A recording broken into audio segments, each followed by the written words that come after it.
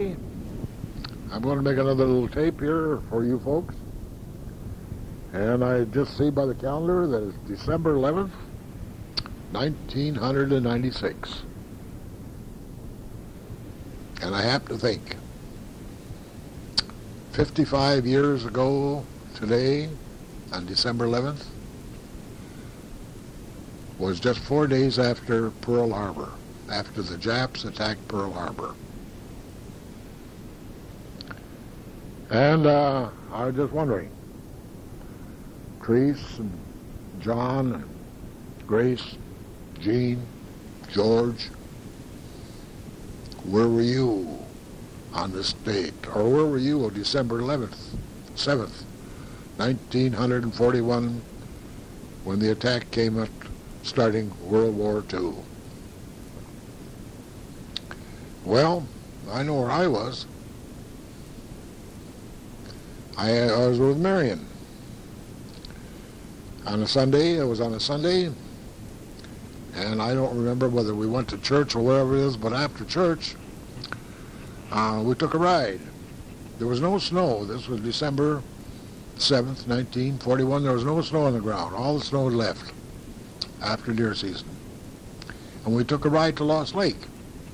And we wandered around the woods out there. Took a few pictures. I have the pictures yet that were taken on that day. And we had gone out probably about 1 o'clock. And we came back home about 4 o'clock in the afternoon and went over to Mother and Dad's because they said that they wanted us to come over and have dinner with them. And when we walked into the house, Mother and Dad were sitting and listening to the radio. And they were kind of somber, and I said, well, what's wrong? And, and she said, well, we're at war. I said, what do you mean we're at war? Well, she said, the Japanese attacked the Hawaiian Islands at Pearl Harbor this morning. Now, you got to remember, this was probably about 4 o'clock in the afternoon. And, of course, the Hawaiian Islands are about 5 hours back of us. In other words, when the Japs attacked Pearl Harbor, it was still, it was in the afternoon for us here. It was 7 o'clock in the morning there, but it was 11 o'clock or the afternoon. But I mean, there's a 5-hour difference essentially between Hawaii and here. And she said, yes, she said, we're just waiting for more information to come.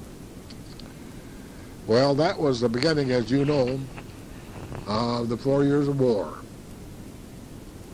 And John, where were you on Pearl Harbor Day? Treese, where were you? Grace and Jean, where were you? George, where was you? I think George, you were already in service, but I don't know where you were. But you probably do. And, of course, we went through 4 years of war, the most destructive war in the history of mankind, before it all got over with. It is estimated that probably 100 million people lost their lives in those 4 years. It's hard to imagine, isn't it? Russia alone, they estimate, lost anywhere from 20 to 22 million people. And think of what lost was there's in Germany, and in France, and in Belgium, and in Central Europe, and the Balkans, and in Southeast Asia, in the Malay Peninsula, and the Philippines, and in China. The only area of the world that was really spared was the Western Hemisphere from vast amounts of loss. It was North and South America and Central America.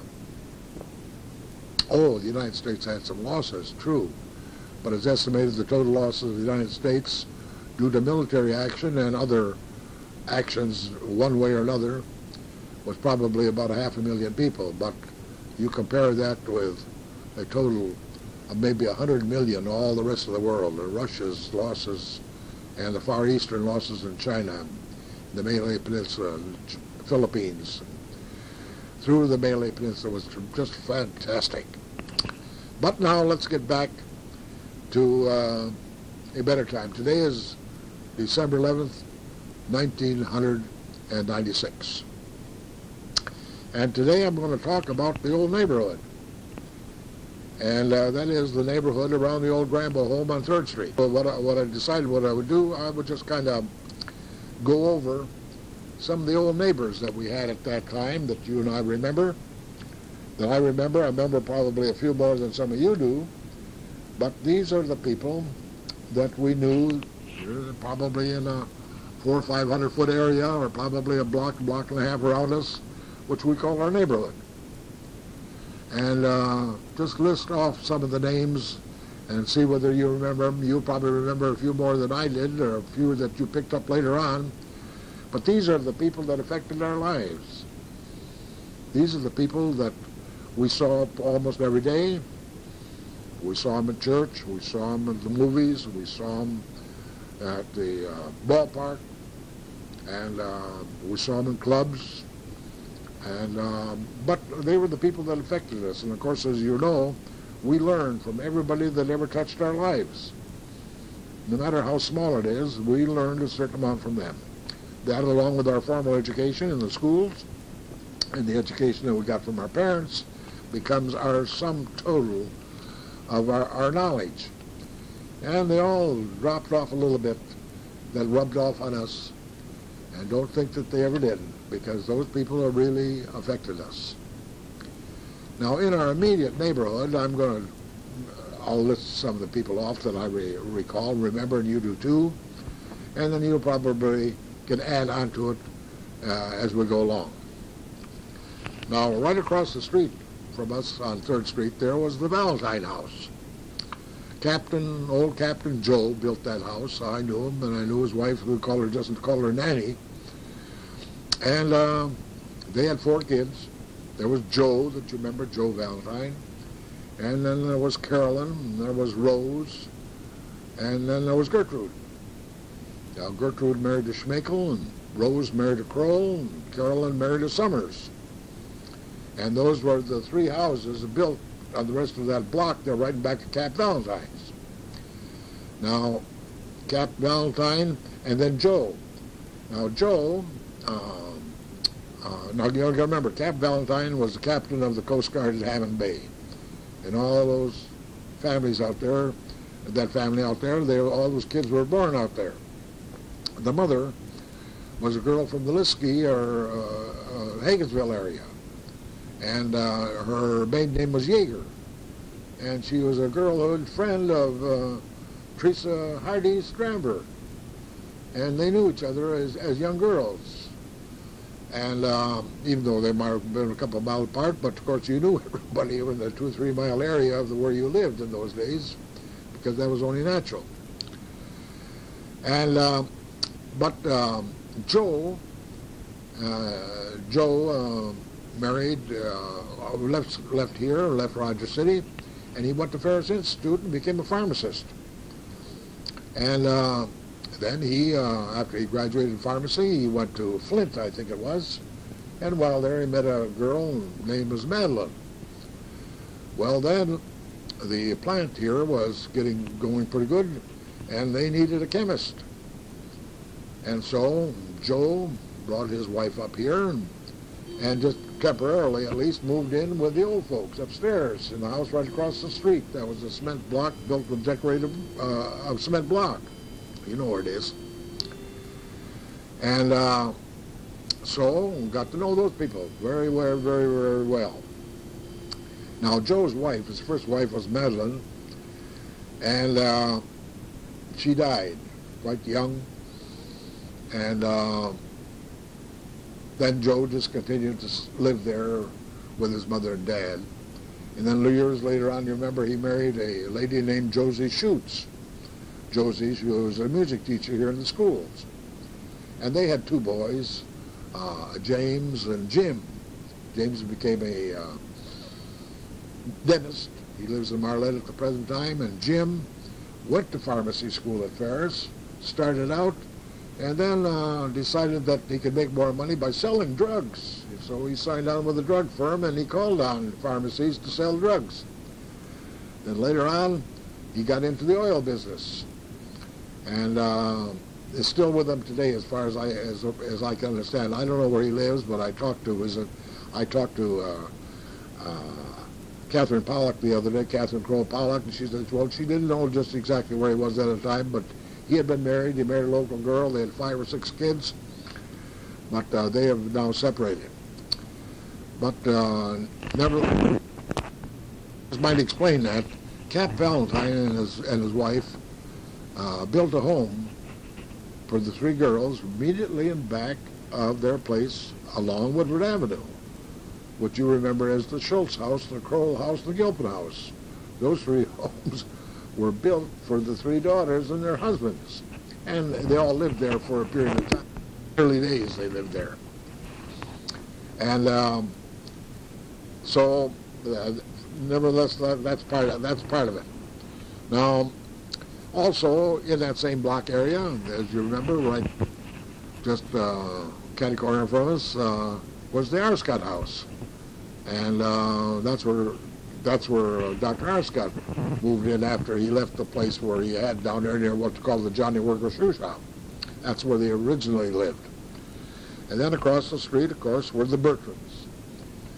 And then next to that were the Schlagers. And then at the end of the block, that block going south, you might say, there were several people that lived there during the time that my first remembrance of it was that the John Heft family lived there. And that was the family that you remember of Laura Heft. She married Bill Cooner, who was one of the worked on the boats. And then Penny Heft, you remember, married Kurt Nowitzki. That's where they lived. Well, then also, in that continuing on that, later on, the families that I remember were the Campbells. They lived there. The Fishers lived there. And you remember the Sherdams, and probably the McWilliams and the Voglers lived in that house. And then continuing also on that block were the Westropes. And there were the Clarence DeVincents. They lived over there, the same place where Art Krieger lived. That was the DeVincent house. And then there were the Hemblings. They also lived in that area. Then the Fred Beatty house. You remember that, I'm sure. And then there was Elmer Radke. That'd be Elmer Radke's dad, rather. I don't know what Elmer, I think it was his dad. They lived there in that little house right back of McDonald's. And then later on, the Bob Bunts lived in that house. And the Coonert house, which is right on the corner that you remember where the McDonald's lived, well, the Coonert built that house. He's a fellow that helped build the house that my mother and dad had. They were carpenters. The McDonald's lived in that house, and right now it's owned by Mike Peltz, lives in that house. Then on the corner, just right in back of us, before the Hammond house was built, on the corner was the Theodore Nagel house. They had a young girl named Mildred that I remembered, and she just died here a couple of years ago. She finally moved back out into the country in Milwaukee. But Theodore Nagel built that house, and you remember it as the Krutzke house. That's where the Krutzke family lived. Now, Mrs. Krutzke was the sister to Emil Platt, the butcher. And then between those two, there was a vacant lot, and that's where Dick Hammond and Laura built. On that lot, right in back of, right across the alley from our back stairs. And then, of course, there were a series of homes. There were a group of homes in there that were built by P.H. Heft. There was the duplex in that area there, and then a couple other private homes. There were a couple of little homes on the alley, as you recall. And then there was the Yule house, which is right next door to us. And that was later occupied after the Yules left in 1919. A fellow by the name of George Endress, who managed the Heft department store, moved in there with his 2 daughters. And then after they left, the Hillas bought that house. And at the present time, the family by the LaHaye is in that house. But it's nice to say that that home has been well kept up. Now, immediately adjacent to the Yule house was the Clara Brown house. Now, Clara Brown was also a sister, a daughter of P.H. Heft's, just like Mrs. Yule was, who built next there. And then there was a house, the DeVincent house, that you remember, where there was Emma Jean DeVincent. And then there was the manse of the Presbyterian Church, which originally was owned by C.H. Osgood, who was the banker. He and his wife Ella were the bankers that came to town here way back in the 1890s. And that's where Dad worked for the Osgoods in the bank starting back in 1907. Then on the corner where the Presbyterian Church is, that was a good big lot there, probably about 150 by 150. And that was owned by C.H. Osgood. And that was a beautiful section of pine trees there, just a beautiful place. It had a kind of an amphitheater in the middle of it, probably a 25 or 30 feet square circle, which was right in the middle of those beautiful pine trees. They were just Norway's just fantastically beautiful trees. And kids used to go in there and hold sing fests, I suppose, probably a little love fest too, as you might say.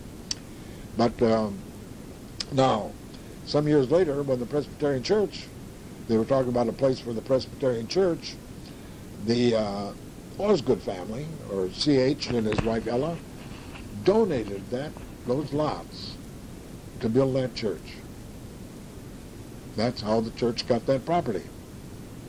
Now, then later on, just a few years after that, C.H. Osgood and his wife retired. They went to move in Alpena, and they sold that house, which is now the Osgood House, which is the manse for the Presbyterian Church. They sold it for just a few dollars, but because they wanted it successful. And that's the way that happened. The church was built there about 23 and 24, and then a few years later, the Osgoods moved to Alpena, and the manse, that house became the manse for the family that moved in there. The first family that I remember moved in there, the first minister, was a fellow named Belfry. I remember that because his daughter was in my class in school in the 4th grade. And then, of course, right immediately in back of the Presbyterian Church on the corner there, right back, there's now a big parking lot, where's the Nagel home, the Emil Nagel home. Emil was he worked at the plant. He had a team of horses. He had a barn right there. It was right there, right back up to the back of the church, you might say. And he and his team worked at the plant. Now, there are quite a few. I mentioned that once before. That was a lucrative job. I mean, a fellow could take his team, and he not only got paid for his labor, but got paid for taking the team of horses down there for a day. Now, immediately adjacent, that's right next to the Nagel house there on 5th Street, or 4th Street, was a stone house, as you recall, a beautiful stone house where Harold Terry lived. That was built by a fellow named Chamberlain. And it was a very beautiful structure.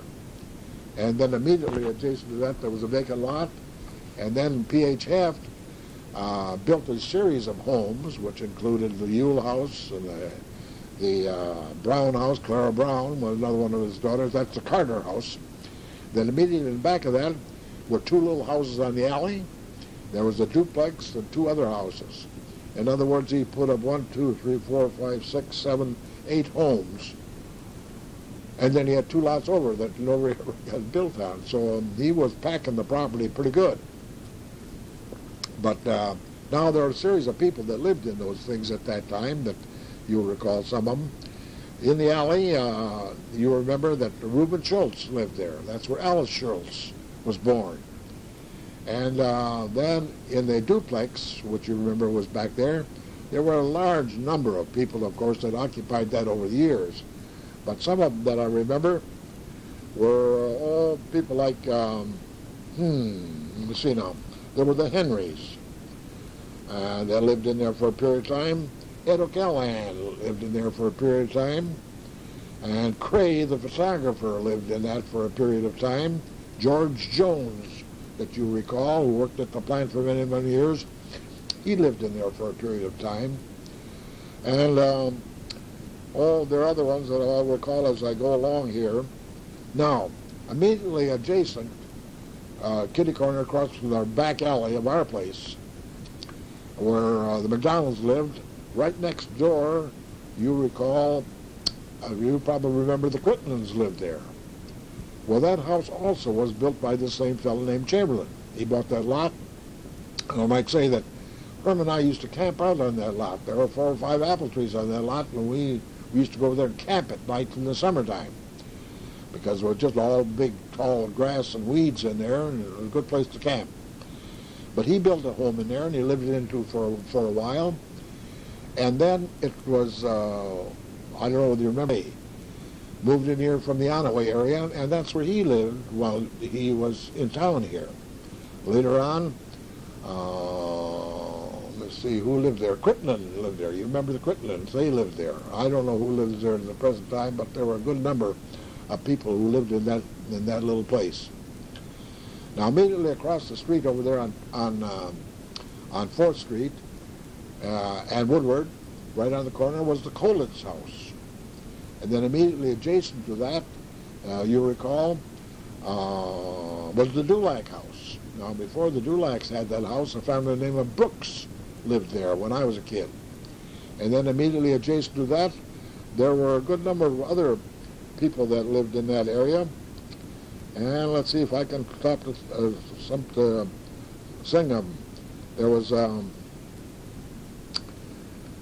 boy, there was a Wenzel that lived in there for a period of time. And there was a Colitz, I mentioned that, Brooks. Atkinson lived in that area. Johnny Wenzel, Rocky Rieger, and the Grewatch house. Charlie Grewatch, was the stepfather to Nelson Free and his sister. And then after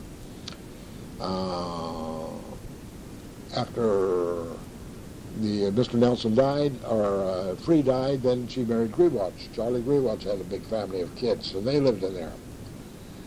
Now, also in that same general area, as you go down the list, right across from, let me see what name of that street. Well, I can't think of the name of the street right now. But you know where Julius Semple lived. Well, immediately adjacent to Julius Semple, I can't think of the name of the family, but they had a greenhouse there. And then there were a couple other little places in there, and down the end of the street was where the Gregorys lived. Remember Louis Gregory? And there were a couple other Gregory kids, and the Hillas lived in that area, a family of Hillas. And then just around the corner, that's where the Adrians lived. And oh boy, Furdahl. Clarence Furdahl lived in that area. And then around the corner, that's where the Johnsons lived, Ernie Johnson. And then there was a family by the name of Sharkey lived in that area. And those are just some of the names that I remember that were just all in this room. Now, just across the street there, across from that, of course, that's where the Presbyterian Church was built. Now, the Catholic Church was built on that area. Now, the first church was the church that was built there, burned. And that's just shortly after they got started there in the early 20s, the church and school of St. Ignatius burned. And so they had to rebuild. Now, where the church and the manse and the nunnery buildings are concerned, when I was a kid, that was a vacant lot. And that's where the circus set up when they came to town. That was the circus ground. When the circus used to come in by train, walk down the main street with the calliope going full blast, and the elephants and the tigers in their cages, and they would go down and set up on those grounds down there. Why? Because there was a flowing well down there for the animals. That's why they went there. And we used to go down and carry water to the elephants to get in to see the show. Now, other people in the neighborhood that I'd like to mention that we consider neighbors, immediately back of us on 5th Street, that as you go out our back door, probably go 500 feet, and you get to 5th Street, and on the corner was the Adolf Mendy house. And the next to that was the Albert Dulac house. And the next to that was the Ted Bruning house. And then there was Ed Bruning.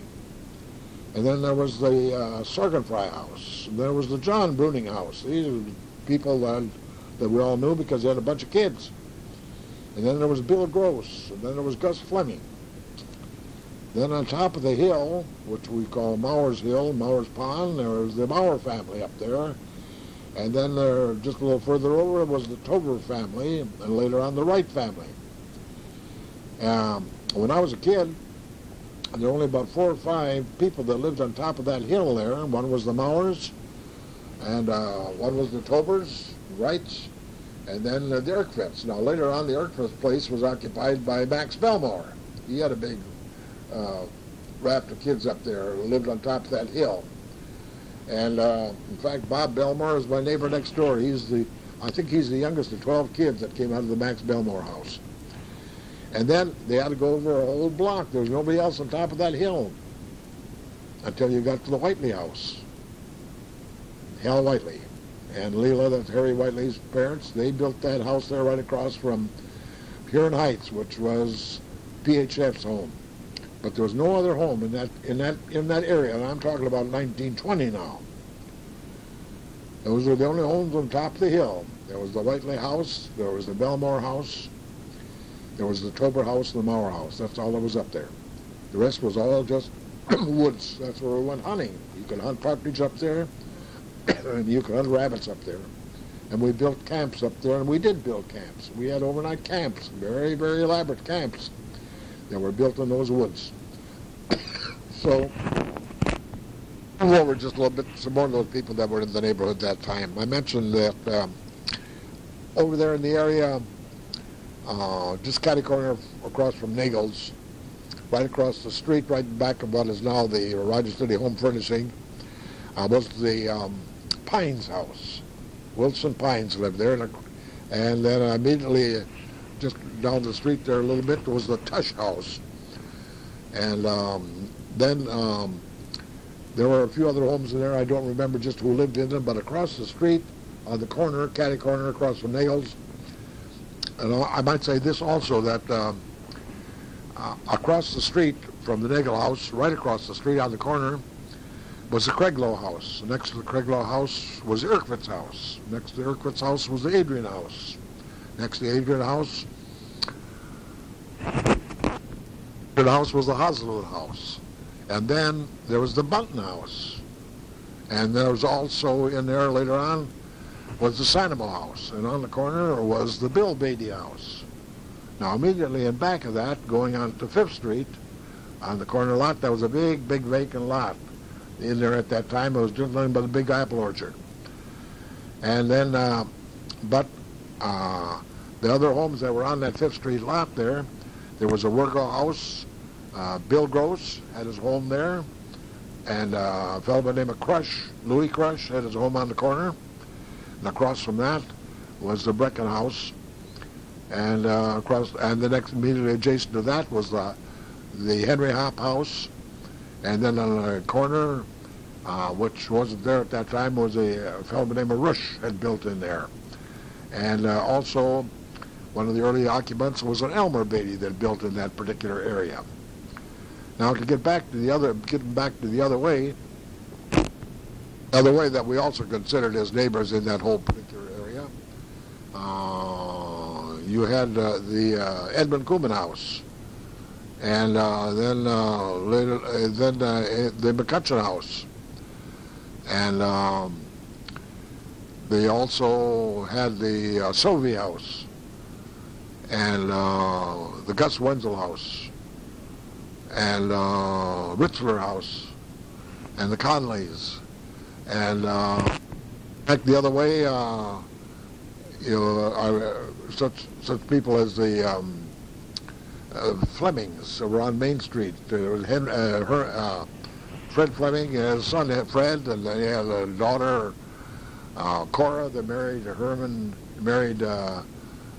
Paul Yeager, who was a tailor, and then they had another daughter, Esther. And then immediately in back of that, on the that would be the 2nd Street side, on the corner there, you had a family of the name of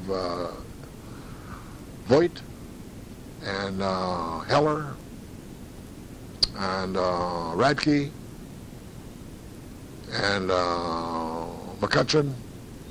Across the street there you had a family by the name of Basil, Meyer, And then, in back of that, of course, there was also another family by the name of Kusky, and that's where the Glaziers lived in that area down there. John, your mother lived in that area. And then, of course, across the street over there was Walter Kelly, and there was a family by the name of Dambert in that area. There was a Shorkey that lived in that area. And then going south again, you got into the area which we call the Delgin area. They owned the land in one whole block there. There was Rudolph Delgin, there was Rudolph Delgin Sr., there was Rudolph Delgin Jr., there was Roy Delgin, there was Earl Delgin, and there was Alfred Delgin. Now, I might explain a little bit to you so that you understand this part of it. Rudolph Delgin Jr. Married a school teacher that came up here by the name of Betty Richards. Betty Ritchie's. And Betty Ritchie's was an aunt to Martha Grambua from Mount Pleasant. And Martha, as a young girl, used to come up here and spend time visiting in Rogers City with her Aunt Betty. Now, she didn't know George at that time at all, because after all, she just come up here to visit. They didn't meet until years afterwards when George went to Mount Pleasant. But she did get to know some of the kids in the neighborhood, like Beth Monroe, and she did get to know an old friend of the neighborhood, Catherine Pollock, Catherine Kroll Pollock. Catherine Kroll Pollock, after she graduated from high school, went to Mount Pleasant, became a teacher. And while she was there for a period of time, she lived at the Ritchies' home in Mount Pleasant. Isn't that strange? And they still know each other.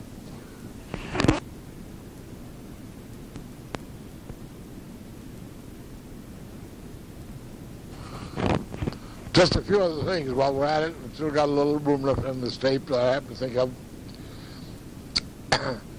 I mentioned the fact that the Osgood family, which who owned the manse, which is now the manse of the Presbyterian Church, that was a big grove of pines upon which that church was built. And this is kind of interesting, is that the home that the Osgoods lived in, which is now the manse, had a name. There was a little name that was on a piece of wood, painted, probably about 5 by 10 or 12 inches, that hung underneath the porch area, and it said the Pines. Her home had a name, the Pines. And when I was a kid in the hospital in St. Louis, Missouri, which I mentioned before, about 1919, Mrs. Osgood every week sent me a letter, and in that letter were notes, a letter to myself and my grandfather, and it had stories about Peter Rabbit, which he took out of the Detroit News. And on the outside of that letter, up here in the left-hand corner, you might say, where you put your name and address on the letters today, all it said up there was the Pines, Rogers City, Michigan. I still have one of those letters today in my possession. Isn't that interesting? Another thing I'd like to mention, just while we're at it here as we're going along, is that I mentioned that in the duplex that was in back of us on 4th Street, and one of the families, one of the early families I remember, there was a family of R.B. Henley. R.B. Henley was an executive at Michigan Lime. And, but when he first came to town, that's where he lived. He lived, take what you get. And that was a nice place to live. Now, they had one daughter, Jean. And Jean graduated a couple of years after me in high school. And, of course, I didn't remember where she went, but she did go to college. She went to one of the colleges in Ohio. I don't know whether it was Ohio Wesleyan or whether it was Ohio State or whether it was, I think it was Miami of Ohio, I think it was Miami of Ohio. But she spent part of her time in the summer times going to the University of Michigan to pick up certain courses that she wanted, so she came over to Ann Arbor and just spent 6 or 8 weeks there, taking the courses that she wanted to augment the things that she could get at Miami. Now, it just so happened that, maybe about the second year that I was going to Michigan, along about, and Graham Dramberg and Ernestine Treese out to Hanska, Minnesota, for a visit to see Edward and Louise and Dorothy May. And I did the driving, and out we went out to Minnesota to visit. Well, that was fine. Ed, of course, was a dentist, and of course during the day he was occupied, and so I had a little trouble trying to find out what the hell I was going to do. And so what I would do, I would take the car and I'd go into a town that was only about 4 or 5 miles away called New Ulm. And I would drop into the local beer garden just to have a beer and just talk to young people around there. And it just so happened that one of the girls that waited on me, in the course of the conversation, found out that, I don't know just how it happened in a way, she was going to the University of Michigan. And I was going to the University of Michigan. And in the previous summer, she had attended Michigan and gone to the summer school, and I was there, but I didn't know it. But I knew that Jean Henley was there because I encountered her, on campus. And she told me where she lived. Well, she just lived across the street to Mosier Dorm, which is a girls' dorm. This girl who waited on me in the beer garden in New Ulm, Minnesota, had lived with Jean Henley at Mosier Dorm in Ann Arbor in the summer of 1936. Isn't that strange? Along about 1990, before Mother died, I encountered Jean Henley. I didn't know her, but Jean had a summer home over here near Petoskey, and she would come over to Rogers City, and just for the heck of it, she'd come over and go to the Presbyterian Church where she attended as a young girl. And one Sunday I walked in there with Marion. This was along about, I suppose about 1988 or something like that.